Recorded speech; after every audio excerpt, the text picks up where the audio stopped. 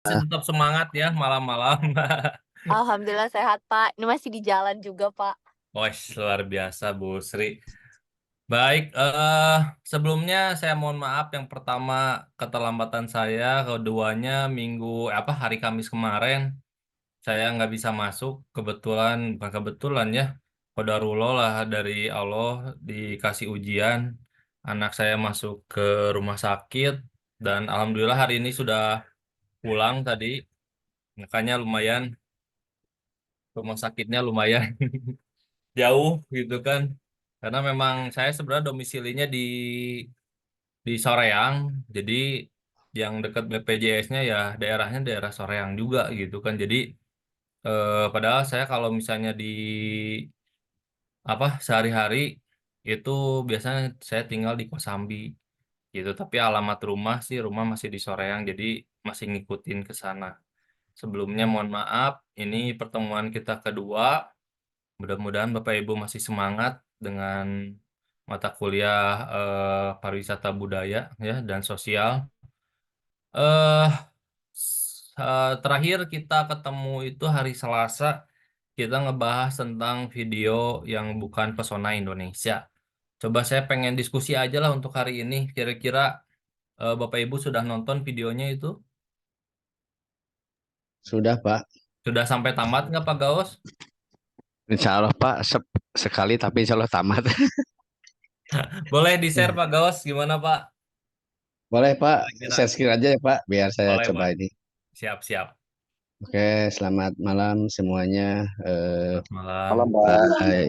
Dosen, Pak Yuda, terus teman-teman semuanya. Saya izin menyampaikan, Pak. Boleh, Share silakan Pak. screen-nya. Bentar Pak. Eh, Oke, silakan Pak. udah kelihatan, Pak? Ah, sudah. Mantap Pak. Nah, saya betul namanya lebih ke kita berwisata. Nah, tapi tidak tidak tidak menuju ke sinyalnya kurang bagus nih. Ayo Pak, dilanjut Pak. Baik, untuk yang eh dulu.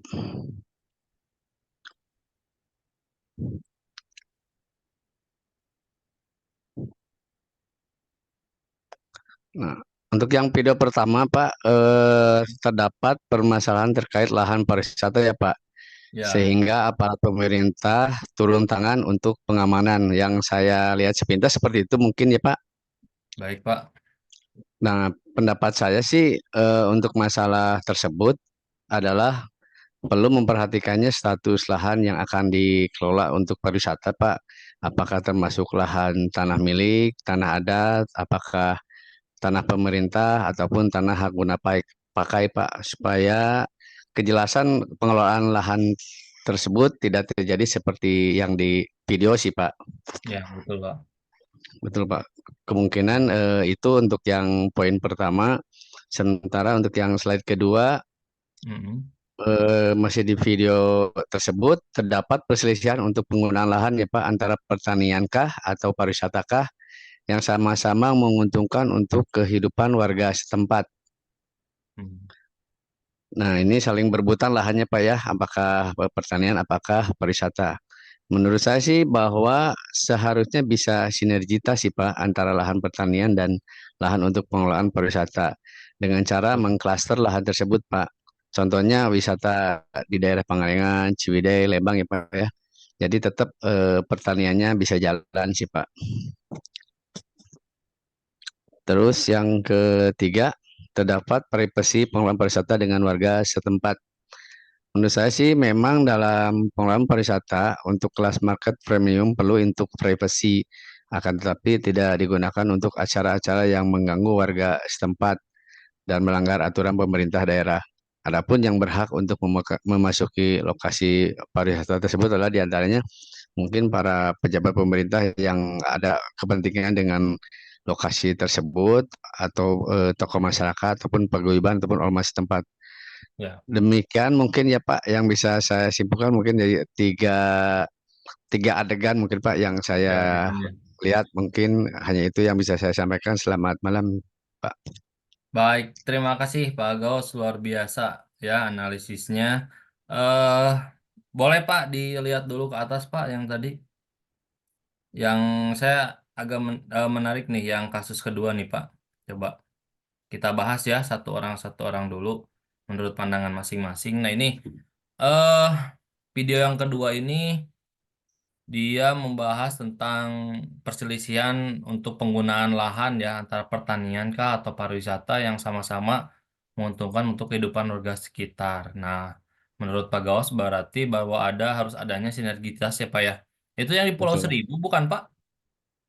Kalau yang ini tuh Kayaknya kayaknya Pak, betul Pak. Pulau Yang di Seribu itu ya ya. kalau nggak salah ya. Mm-mm. Ini tuh Seribu ya. di sana tuh kan kasusnya itu ada Pulau Seribu, kemudian juga ada Komodo ya kemarin tuh. Betul. Terus juga eh apa daerah Danau Toba kalau nggak salah ya. Itu Ya betul Pak. ya. Nah, jadi memang ini kan kita suka kadang-kadang eh banyak hal yang memang beberapa aspek ya yang mana satu aspek ini masyarakat bisa diuntungkan dan juga satu aspek lagi eh perusahaan juga bisa diuntungkan gitu. Karena ini banyak kasus yang mana lahan pertanian di sini mungkin dalam hal Punten Pak Gaus, kalau Pak Gaus rumah di mana Pak? Saya asli sih Bandung Pak, di Kopo, tapi sekarang tinggal Oh, di Purwakarta Pak. oh luar biasa oh Pak ya. Mungkin Pak Gaus tahu ya Pak ya kalau misalnya daerah Ciwidey itu kan penggunaan lahannya kebanyakan ya ini kasusnya mungkin hampir-hampir sama ya. Kebanyakan pengguna Ya. apa pemilik lahan itu kan kalau nggak perhutani biasanya BKSDA ya Pak ya. Yang Betul Badan Pak. Konservasi Sumber Daya Alam kalau nggak perhutani gitu Betul. kan contohnya Betul Pak. di daerah apa kalau dulu ya suka ada pertentangan lahan itu antara daerah Kawah Putih kemudian juga Hmm. Ranca Upas gitu kan Betul dan Pak. lain-lain lah. Betul Terus Pak. juga kemarin juga Gunung Puntang gitu kan pengolahan lahannya dari perhutani diberikan apa konsensi untuk artis gitu kan yang Anji itu kan yang Gunung Puntang itu Betul. jadi perdebatan juga. Tapi di sini Hmm. peran serta masyarakat itu kadang terkucilkan oleh korporat gitu kan. Nah ini Betul mungkin Pak. nanti ke depannya ya ini kita analisis aja ya Pak ya. Boleh Pak. Kita nggak mungkin gitu kan kalau misalnya kayak mahasiswa-mahasiswa yang reguler gitu kan dengan Hmm. idealismenya gitu kan kita kan udah Hmm. mungkin udah dewasa ya kita hanya studi kasus aja menurut pandangan Bapak Ibu supaya menjadi paham bahwa yang namanya pariwisata ini ternyata luar biasa kompleksnya gitu kan ya Hmm. jadi Betul Pak. kita tidak hanya melihat dari sudut pandang ekonomi saja mungkin Pak Rohian pada saat matrikulasi beliau sudah menyampaikan bahwa pariwisata ini it's not about the economic gitu kan. Di pas awal Hmm. pertemuan kita juga kan eh saya menggarisbawahi bahwa pariwisata itu harus dilihat dari semua aspek. Ya ini untuk siapa? Untuk anak cucu kita gitu kan, bukan hanya untuk kita hari ini gitu. Kayak pembabadan lahan di daerah BKSD atau di perhutani gitu kan. Hari ini oke lah jadi apa dormitory ataupun jadi tenda-tenda ya apa namanya tuh glamping-glamping gitu kan. Tapi Glamping kan Cake. kita nggak tahu nanti 10 atau 20 tahun lagi itu akan jadi apa nanti pas anak cucu kita gitu kan. Mungkin akan terbengkalai kah atau gimana kan. Mungkin Pak Gawas masih ingat dulu zaman kejayaannya Cimanggu ya Pak ya. Sekarang Betul kan Pak. sudah Mati sudah ya. terbengkalai Pak itu Cimanggu juga dulu Bangkai kan. kolam eh renang ya. Hype-nya seperti apa kalau kita ke Cimanggu ternyata kan hari ini ya sudah tidak ada apa tidak ada bekasnya gitu malahan terbengkalai nggak ada yang mau Iya. ngelola gitu kan nah itu sebagai contohnya nah ini hanya kita ini kasusnya hanya di Jawa Barat ya mungkin yang tadi saya utarakan yang di video ini kan lebih kompleks ya itu Betul Pak. dia dari Watchdog itu melihat dari sudut pandangnya lingkungan sebenarnya mereka itu apa pemerhati lingkungan yang buat video dulu Seksi Killer. Nah itu ya luar biasa gitu kan. Terus kasus Komodo juga gitu kan dan apa lahan-lahan lain yang oke lah pariwisata tapi hanya untuk kepentingan ekonomi saja gitu. Betul Gitu Pak. aja mungkin Pak Gaus komentar Ya. dari saya. Terima kasih Mbak. banyak Pak Gaus. Terima kasih Pak Yuda Siap masukannya. Pak.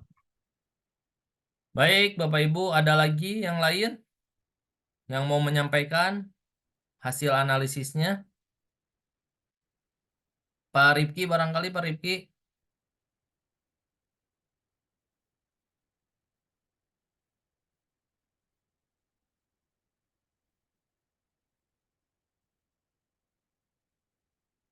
Halo, selamat malam Pak Rifki. Malam, Pak. Sudah ditonton Bapak videonya, Pak? Sudah, tapi saya belum buat itunya, Pak. Belum buat PPT-nya. Nggak apa-apa, Pak. Coba diceritakan saja, Pak, dari sudut pandang analisis Bapak nih.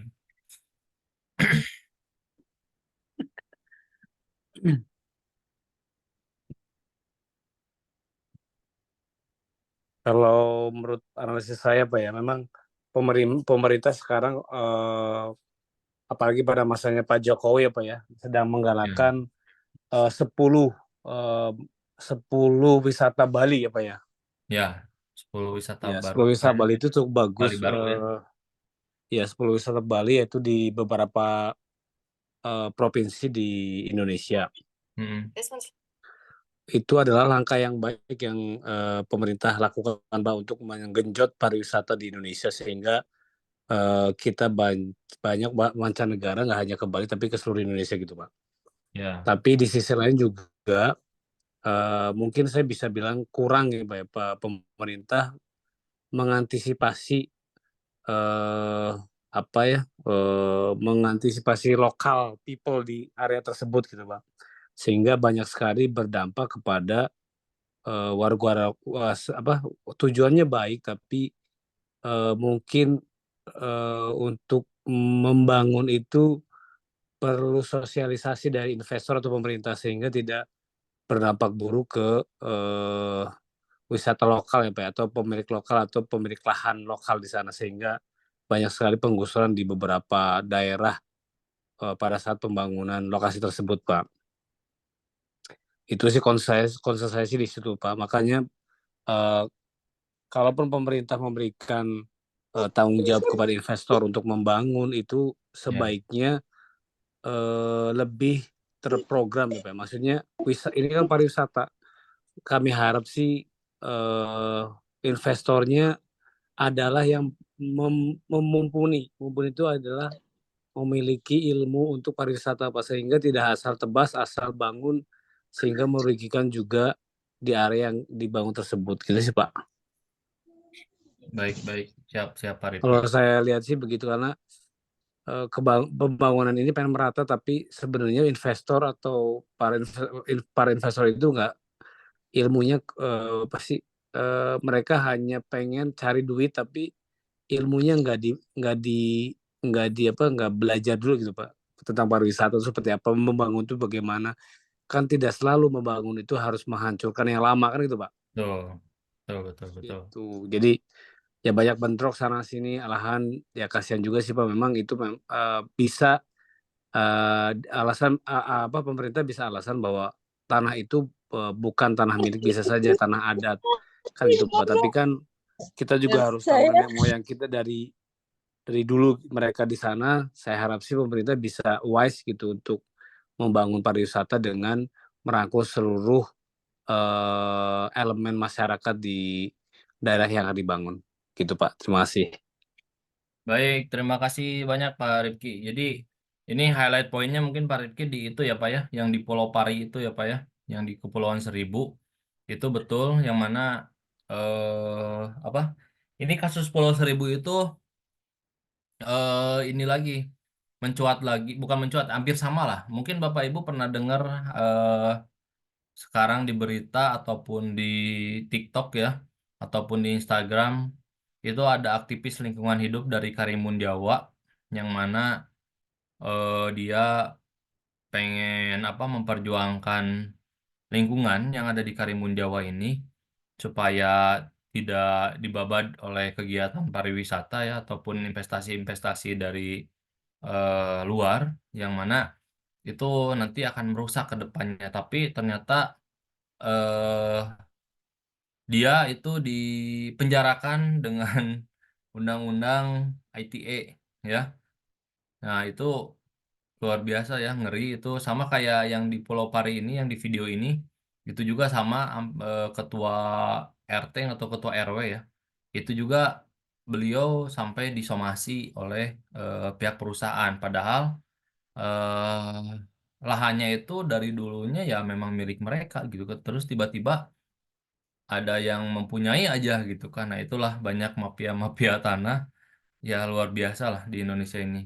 Nah, makanya kenapa kita harus belajar sosial budaya kemasyarakatan walaupun di pariwisata ya, tapi itu sangat dekat dengan kita ya. Ilmu itu sangat dekat dengan kita. Contohnya kalau misalnya ibu bapak main ke UGM ya, ke UGM itu karena kan pariwisata ini belum jadi satu ilmu yang murni ya, belum satu jadi maksudnya pariwisata ini adalah ilmu ya, yang mana si ilmu ini terdiri dari beberapa ilmu gitu kan. Jadi dia dibangun dari beberapa ilmu. Contohnya kita kalau misalnya terkait dengan budaya, pariwisata yang terkait dengan budaya ya kita pasti fokusnya kepada budaya dan sosial gitu kan. Contohnya di mana? Contohnya di UGM Bapak Ibu ya.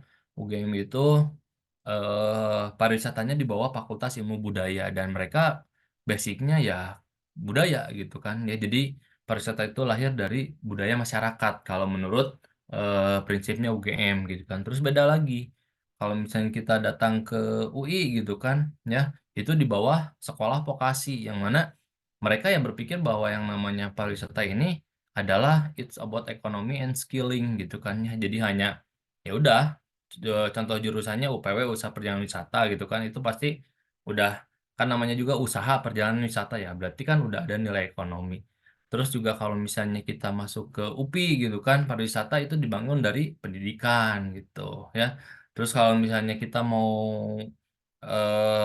mengenal pariwisata yang lebih ke baharinya gitu kan, ke ilmu kelautannya, itu ke Universitas Negeri Padang ya.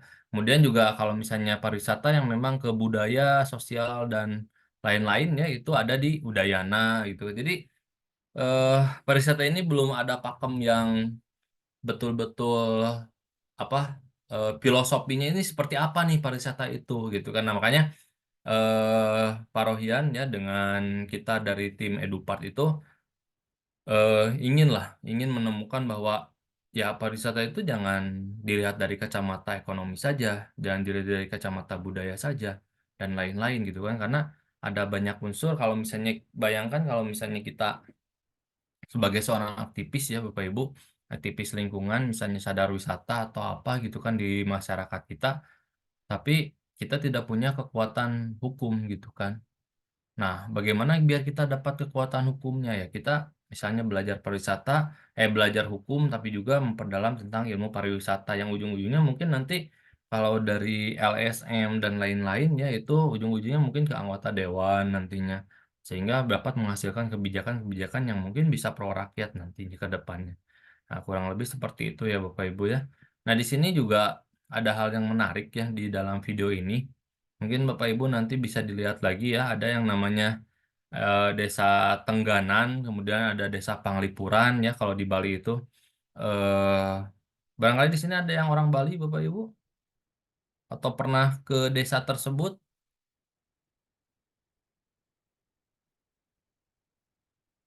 Saya Barangkali. domisili Bali, Pak. Hadir, Pak Gimana Pak? Yuda. Siapa Saya Hendrikus? domisili Bali, ya. Gimana Pak? Hadir, Pak Yuda. Oh siap, bener Pak Randy. Siap Pak Randy.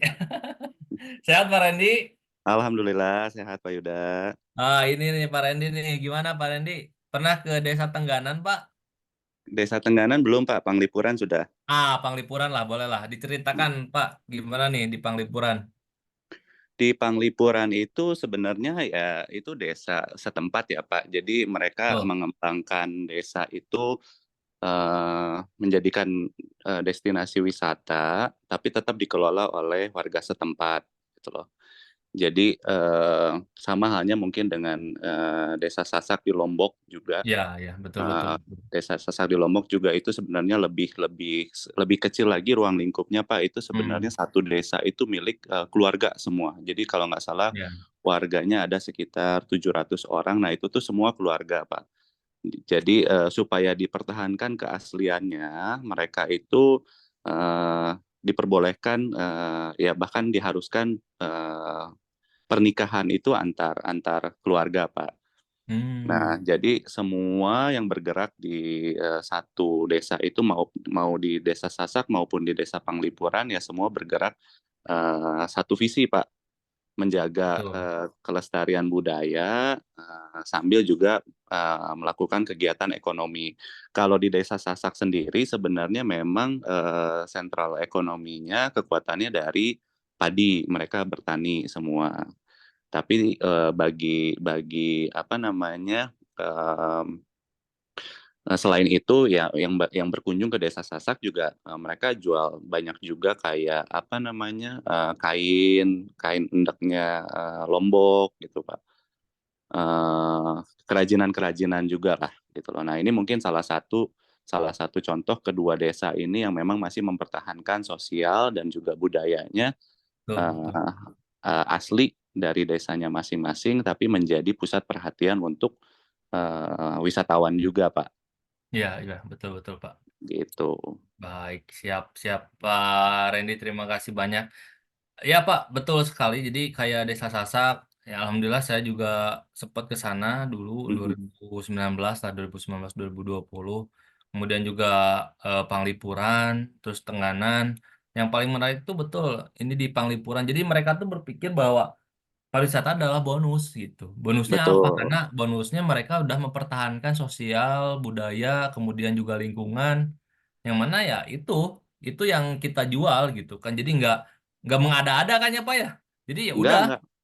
Betul, betul, Pak. Jadi betul. mereka hanya hanya menjual intinya kan kalau dari Desa Mm, Panglipuran sendiri adalah bisa dibilang katanya desa paling bersih ya, Pak ya, paling betul. rapi gitu. Paling Memang karena rapi itu betul. udah menjadi budayanya mereka untuk menjaga desa Ah, tersebut seperti betul, itu. Nah, betul, akhirnya betul. ditambah lagi dengan menjual kerajinan, Mm, menjual apa bahan makanan dari daerah situ termasuk salah satunya mm. kopi juga, kopi Kopi luwak. betul. Ya kopi luwak. Terus juga ada hiburannya yaitu mereka Ya. biasanya ada entertainment seperti Mm, tari tari Bali, ya. kesenian-kesenian Bali itu menjadi nilai tambah ya, Pak ya Betul, untuk betul, menghibur betul. para wisatawan datang ke situ gitu. Memang original sih, Pak, genuine gitu.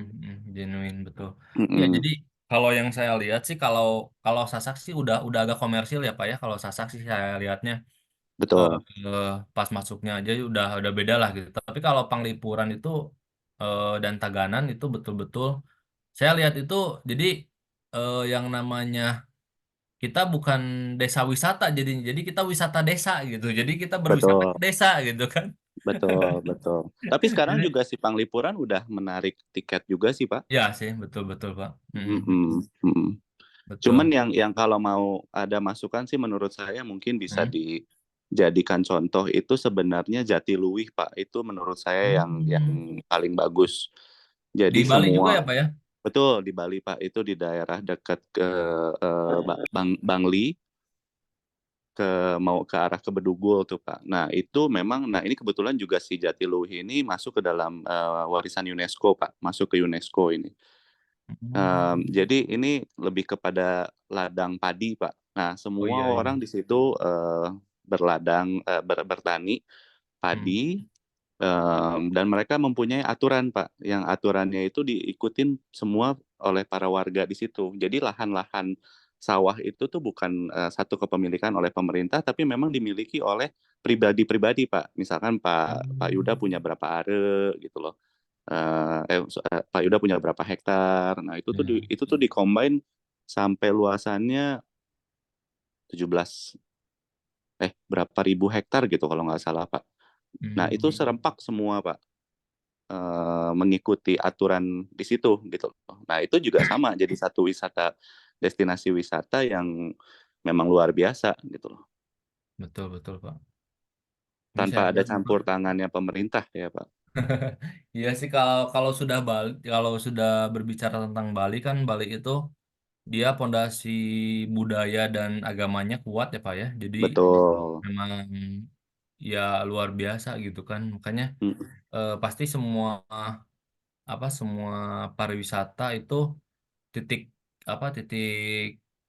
titiknya pasti ke Bali gitu kalau di Indonesia gitu kan, kita lihat desa wisatanya dan lain-lainnya gitu kan, walaupun ya kita nggak tahu juga mungkin di Indonesia bagian lain juga ada gitu, cuman kan yang memang paling tersorot ini Bali Tersorot karena ya, ya karena betul. dari segi budaya kemudian juga agama dan lain-lainnya ini sudah mature kalau menurut saya gitu kan, karena ya mereka udah jadi dari tahun berapa gitu kan ya. Memang eh, fokusnya ke situ, Pak. Betul, karena memang penghasilan utamanya kan mereka udah dari pariwisata gitu kan. Betul, Makanya 70% pariwisata. 70% makanya kemarin pada Mm-mm. saat COVID melanda ya itu habis semua gitu kan. Betul, betul. Gitu. Nah, ini luar biasa. Terima kasih banyak Pak Randy, ini Sama Jatiluhur Pak ini Yuda. saya juga lagi searching-searching, ini luar biasa pesawahannya. Tabanan Ya ya itu Pak berarti ya ini ya. masuknya betul ke atas Tabanan lagi. Jadi kalau orang Oh. kan pada tahunya yang di Ubud ya Pak. Cuman itu kalau yang di Ya. Ubud sih memang kecil. Nah, Mm-mm. wajib Pak kalau kembali ke Jatiluwih Terasering itu eh, Hmm. indah-indah banget Pak. Iya, iya, iya. Ya, Apalagi kita, kalau lagi hmm, hijau ya. Waduh, ya. cakep banget Pak. Iya, ya ini kan kita tahunya di Ubud yang kayak gini ya Pak ya. Ternyata Betul. Yang ini paling bagus Tabanan. yang masuk ke UNESCO itu ya itu Hmm. Pak yang di Jatiluwih. Oh, iya, iya, iya. Baik, baik, siap. Siap Pak Randy, terima kasih untuk sharingnya Pak. Sami-sami Pak Yuda. Ya, terima kasih Pak. Baik, Bapak Ibu, luar biasa ya kita sharing malam ini tentang tentang wisata, sosial budaya di masyarakat kita, ternyata ya luar biasa ya. Coba saya pengen tahu nih, kalau di daerah Papua nih, Pak Henrikus. Selamat malam Pak Henrikus. Malam-malam, Pak. Aduh, malam Pak, mohon maaf ya Pak ya. Ini Ya, udah hampir jam 12 mungkin di sana ya Pak ya. iya. Pak Henrikus bisa cerita nggak kalau di Papua seperti apa Pak? Untuk pengembangan Kebetulan saya pariwisata kan, yang bersinggungan dengan adat dan sosial kemasyarakatan. kebetulan saya di daerah Timika. Cuma memang di Timika ini kan karena masih berfokus terhadap pertambangan. Jadi untuk Hmm. pariwisata mungkin masih cukup jauh daripada di Bali ya. Hmm. Ada beberapa, cuman masih belum ter lebih belum terlalu serius ya dikembangkan Oh. oleh pemerintah daerah sendiri. Ya Pak, gimana Pak? Ya, jadi yang di Timika ini masih belum terlalu serius dikembangkan oleh Hmm. pemerintah daerah sendiri, Pak. Ada wisata hutan bakau di sini, cuma memang Hmm. masih jauh daripada keseriusan yang seperti dari pemerintah Bali ya, Ya, ya, karena memang untuk fokusnya pengembangan. masih di ini ya Pak ya, masih di Fokusnya masih di pertambangan ya. pertambangan, iya. Jadi otomatis untuk wisata di daerah Timika memang sangat rendah. Kalau untuk Papua itu, Hmm. sepanjang pengetahuan saya masih di daerah ini ya. eh, Raja Ampat Raja ya. Ampat ya Pak ya, berarti Ya, itu yang paling terkenal Raja Ampat. Itu pun ya. sudah mulai banyak terkena pengaruh modernisasi, otomatis banyak Hmm. kerusakan alam juga di sana karena Hmm. ya efek seperti yang bisa kita lihat di Bali sekarang di Kuta itu sampah. Nah, ini sudah mulai juga pengaruh di Raja Ampat, kerusakan karang-karang di laut. Betul, betul Pak. Ya, jadi emang ya itulah gitu kan, kalau misalnya kita masih berpikir bahwa pariwisata it's about economic gitu kan ya. Kita Ya, berpikirnya bahwa ya keberlangsungan ke depannya ini seperti apa nggak dipikirkan, karena hari itu kita dapat uang ya hari itu kita menikmati gitu kan. Kayak di Raja Ampat ya, euforia pemerintah tentang Raja Ampat kan seperti apa, dulu juga kita ingat bahwa ada sempat ada kapal yang karam juga ya kalau nggak salah, yang bawa apa gitu kan di Raja Ampat tuh ya Pak ya. ya Itu kan betul ya, nabrak sampai karang. iya yang rusak karang dan lain-lain gitu kan, itu kan ya luar biasa gitu kan. Itu masih berarti kalau Papua masih fokusnya di Papua Barat ya Pak ya, daerah Sorong berarti ya. Betul, Pak. Betul ya. Jayapura ada juga beberapa, Jayapura. tapi tidak Hmm. terlalu. Iya, iya, iya. Ya padahal luar biasa ya Pak ya. Ini Papua juga gitu kan. Kalau yang sekarang lagi rame kan anak-anak muda itu ke kalau di timur ya Pak ya, ke daerah Banda gitu kan, Banda Neira melihat apa. Kalau pantai-pantai itu, Mm-mm. pantai di Pulau Biak itu lebih sangat bagus daripada pantai yang Mm. saya pernah lihat di Bali, Pak. Oh. Airnya jernih, pasirnya putih. Kebetulan saya domisili Bali, Pak. Jadi waktu Oh, saya melihat pantai di Biak ini memang nggak ada lawannya, Pak. Cuman memang karena ada. faktor jarak dan harga tiket pesawat yang cukup mahal, Iya. jadi memang banyak masih pantai-pantai yang bagus yang di Papua ini memang belum terlalu terjamah ya, tapi yang Hmm. sangat-sangat bagus, Pak. Iya, iya, iya. Tapi kalau dilihat dari sudut pandang sosial kemasyarakatan dan budayanya seperti apa Pak kalau di Papua Pak? Ya kalau Bali kan udah jadi ya Pak ya. Mungkin dari Betul. adat istiadat dan lain-lain. Nah kalau di Papua gimana nih? Untuk daerah Biak, daerah pantai itu saya lihat sih masih welcome teman-teman, saudara-saudara kita di situ, Pak. Hmm. Masih banyak eh, yang bisa dikembangkan di sana dan masyarakatnya di daerah pantai itu masih bisa welcome untuk teman apa pendatang, Pak. Hmm. Potensi masih banyak, Pak. Dulu itu ada hotel juga di Biak, cuman sepertinya memang kurang promosi dan kurang dukungan, akhirnya ya tutup sendiri, Pak. Iya, iya, iya Pak. Iya, karena ya sekarang kan fokusnya juga pemerintah ke daerah timur ya, tapi ya kita mau mengunjungi daerah timur juga berpikir berapa kali ya Pak ya? Karena Betul, Pak, dari tiketnya, Pak. tiketnya ya Pak ya? Iya, tiketnya apalagi pas lagi Lebaran Iya. dan Tahun Baru ini Wah, harganya sudah membuat orang berpikir 10 kali lebih baik ya mungkin iya. ke negara tetangga, judulnya Iya udah betul. berjaga ke luar negeri. Mending ke luar negeri lebih lebih apa ya? Maksudnya prestisenya gitu ya, masyarakat pasti Nah, ini banyak seperti faktornya, itu. Pak. Iya betul. Kayak saya tuh paling jauh paling ke Wakatobi Pak, ke timur tuh. Itu juga luar biasa Pak. Tiketnya hampir 4 jutaan gitu kan dari Jakarta. Itu satu satu apa satu trip gitu. Belum kalau PP kan udah lumayan gitu kan.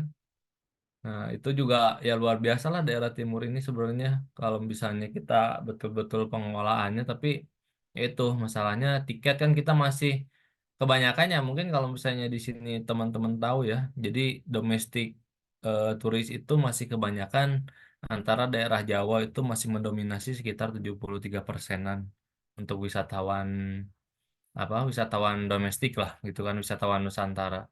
Karena kan memang eh apa di Jawa ini kan memang sentralnya gitu kan. Makanya kenapa pemerintah sekarang memecah untuk tidak sentralisasinya di Jawa saja ya mungkin ke depannya untuk itu gitu ya.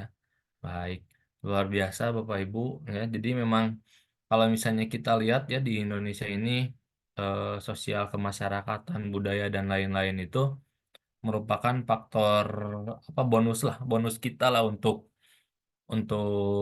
bisa nanti ke depannya kita sebagai akademisi mungkin Bapak Ibu nanti pada saat tugas akhir ya membuat skripsi dan lain-lain ingin membahas tentang sosial kemasyarakatan ya jadi nggak dari sudut pandang hanya nggak dari sudut pandang ekonomi saja gitu kan sosial kemasyarakatan juga seperti apa nah itu mungkin butuh analisisnya yang memang betul-betul terperinci ya sampai memang mungkin teori-teorinya juga nanti teori lebih ke sosiologi gitu kan ya itu cukup menarik juga kalau bersinggungan dengan pariwisata apalagi eh, ya tadi menarik menurut Pak Hendrikus juga di daerah timur ini kan pemerintah sedang fokus-fokusnya nih mengembangkan daerah timur tapi kan masyarakatnya seperti apa apakah mau menerima ataupun memang mereka ya udahlah seadanya aja gitu masih belum berpikir bahwa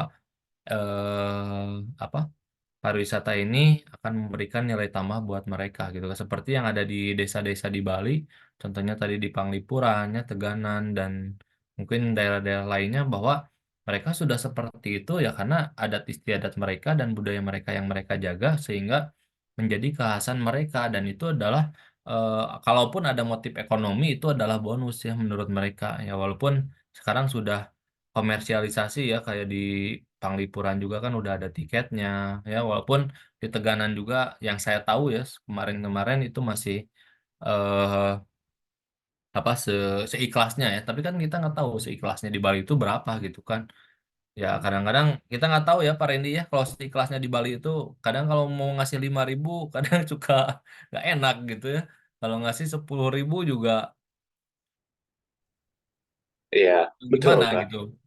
Nah, yang saya pengen tahu seikhlasnya di Bali itu seperti apa, Jalan Pak? ini kamu jalan yang anu apa? Em, Kuala ke Parempat tuh. saya Eh sih ke Taren.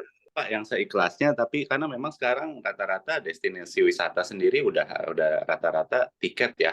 Iya. Kalaupun bukan tiket ya, kalaupun bukan tiket box itu paling ya Hmm. retribusi, dan itu Ya, pasti retribusi. dibedakan antara WNI dan WNA gitu. Hmm. Cuman maksudnya kayak wisata-wisata alam kayak air terjun Hmm. itu sih masih normal sih Pak, masih wajar. Maksudnya kisaran Hmm. sekitar, kalau untuk domestik paling ya sekitar 5.000, 10.000 gitu loh. Iya, 15.000 lah paling mahal juga. Nanti 15.000. paling kalau untuk WNA yang bisa sampai 3 kali lipat, bahkan sampai Hmm. lebih gitu. Betul, betul, betul. Cuman Nah, itu. kayaknya kalau kalau kayak seikhlasnya yang memang budaya kita di Jawa mungkin ya, yang saya rasakan di Jawa kan cukup kental ya, seikhlasnya aja. Tapi kadang kalau kita ngasih sedikit juga diterimanya nggak ikhlas gitu. Betul, Kalau betul, Pak ini ya itu. kalau di sini sih ya cukup cukup tegas ya Pak. Maksudnya mereka Ya. kadang juga suka ngomong aja sih gitu. Hmm. Ya kayak contohnya parkir juga masih terbilang di sini kan tidak seperti di Jawa ya. Parkir kan di Hmm. sana merajalela, di sini tuh hampir hampir jarang lah Pak ada tarif parkir. Kalaupun ada juga memang Hmm. ditentukan oleh pemerintah. Di sini mobil aja cuma 2.000 gitu kan. Kalau di Jawa Oh, kan sekarang udah berapa, 4.000 mungkin empat ya Pak ribu ya. ya, 4.000 5.000-an lah. Betul. Di sini tuh 2.000 Pak. Itu pun jarang kita kita lihat tukang parkir di sini Pak. Oh iya, Mm-mm. iya, iya, iya, iya, Pak. Ya, jadi memang ya inilah gitu kan kekhasan Indonesia ya. Jadi luar biasa dari timur ya ke barat gitu kan. Di Bali, kemudian juga di Jawa, di Sumatera itu pasti beda lagi ya. Tadi di Papua juga beda lagi gitu kan. Nah, inilah ya kenapa kita harus belajar tentang sosial dan budaya kemasyarakatan.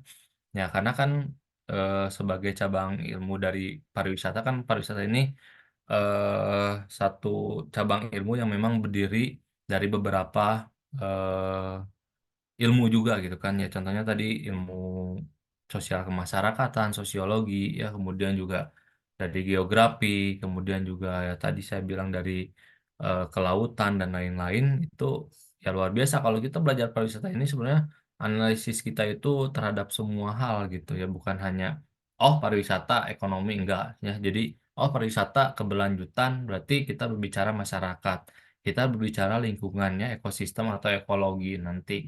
Terus juga kalau misalnya kita hampir 70% ya wilayah kita adalah daerah lautan ya, berarti kita bicara tentang kelautan dan sumber dayanya yang ada di dalam laut seperti apa ya. Dan juga kalau misalnya belum lagi cabang-cabangnya gitu kan, mulai dari akomodasi, destinasi dan lain-lain. Nah, itu luar biasa ya kalau kita belajar pariwisata ini. Makanya nanti mudah-mudahan Bapak Ibu setelah kita nanti selesai ya, yang mungkin yang lanjut dari D3, kemudian yang dari SMA, itu saya sangat berharap bahwa penelitian kita itu betul-betul dekat dengan industrinya Bapak Ibu gitu ya. Contohnya misalnya kalau Pak Henrikus di pertambangan ya, nanti lihat aja tentang ekologi atau apanya yang bisa dilihat dari sudut pandang pariwisata. Kemudian juga misalnya Pak Randy tadi di hotel ya, itu mungkin Pak Randy juga bisa lihat dari sudut pandang keberlangsungan ataupun sustainability tourism di sekitar hotel Bapak seperti apa, dan mungkin ya teman-teman yang lain juga eh yang nanti apa tugas akhir mudah-mudahan kita punya kekhasan tersendiri karena ya 4 pilar tadi gitu, kayak 4 pilar yang sudah saya sebutkan di minggu kemarin, bahwa pariwisata ini ya luar biasa gitu kan, terdiri dari kalau menurut kita ya, menurut Pak Rohian dan teman-teman dari Edupat ini, kita pariwisata itu jangan dilihat dari satu sudut pandang, tapi semuanya yang disebut keberlangsungan itu ya 4 pilar itu: hukum, budaya, kemudian juga ekonomi ya, dan juga lingkungan. Nah, itu. Baik, Bapak Ibu, eh mungkin malam ini kita cukupkan sekian ya. Nanti saya share satu jurnal yang mungkin bisa nanti Bapak Ibu baca ya sedikit-sedikit untuk bahan kita nanti evaluasi di ujian tengah semester. Sebelum saya nanti satu kali lagi ya Bapak Ibu, kita nanti bahas satu kali lagi dan apa yang sudah kita bahas hari ini dan minggu kemarin, maksudnya hari Selasa kemarin, kita akan coba nanti didiskusikan di apa ujian tengah semester ya, dievaluasi seperti apa ya. Baik, ada pertanyaan Bapak Ibu barangkali untuk malam ini? Sebelumnya saya mohon maaf tadi untuk keterlambatannya. Tidak ada. Baik, kalau tidak ada nanti saya share langsung ya ke Bu Nadel untuk dapat bisa diakses di Google Classroom-nya Bapak Ibu. Kalaupun ada permasalahan dengan Classroom, nanti boleh diskusi dengan saya ataupun Bu Nadel. Baik, terima kasih ya, udah 36 berarti ya dengan saya 38 ini dengan saya dan Bu Nadel, 36 semua yang hadir. Terima kasih banyak Bapak Ibu. Mudah-mudahan pertemuan malam ini tidak tidak mencukupkan ya, tidak mencukupkan Bapak Ibu yang haus akan ilmu. Mudah-mudahan nanti kita akan coba sharing lagi di minggu depan ya untuk tentang pariwisata sosial dan budaya ini. Baik, akhirul kata terima kasih. Assalamualaikum warahmatullahi wabarakatuh. Selamat malam Bapak Ibu semuanya. Terima kasih Malam, banyak. Pak.